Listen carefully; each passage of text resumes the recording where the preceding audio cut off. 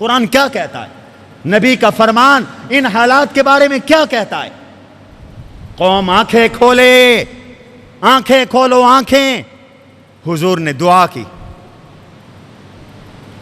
اللہم اہلک کبارہ واقتل صغارہ وافسد بیضہ واقطع دابرہ وخذ بافواہہ عن معائشنا وارزاقنا انک سمیع الدعاء. آپ سب کہیں آمین، اونچی آواز سے کہیں.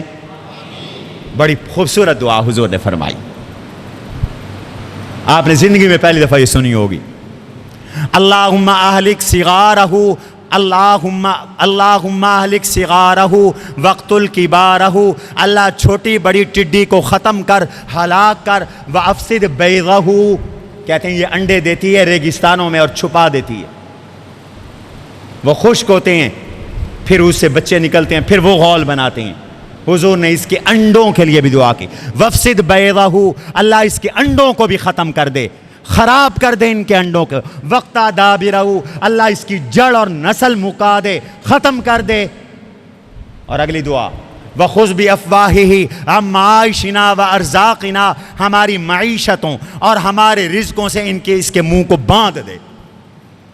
یہ ہماری فصلوں، یہ ہمارے باغات، یہ ہمارے جانوروں کے چارے پر منہ نہ مار سکے، ان کے منہوں کو تو باندھ دے میرا اللہ. آپ آمین کہو.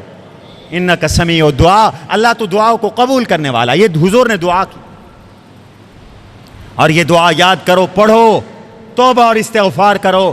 کاشتکارو عہد کرو، آج کے بعد اپنے اللہ کا ہر حکم مانو گے. قوم اگر آج ملک میں زراعت تباہ ہوئی تو بھوکی مر جائے گی قوم. خدا کی قسم، دنیا کی کوئی طاقت تمہاری خوراک کو پورا نہیں کر سکے گا. کھانے کے لیے دال سبزی اور گوشت ہی ہے نا. اللہ کی پکڑ آ گئی، جانور مر جائیں گے بھوک سے، گوشت کہاں سے کھاؤ گے؟ فصلیں اجڑ جائیں گی، سبزیاں کہاں سے کھاؤ گے؟ غلہ کہاں سے آئے گا؟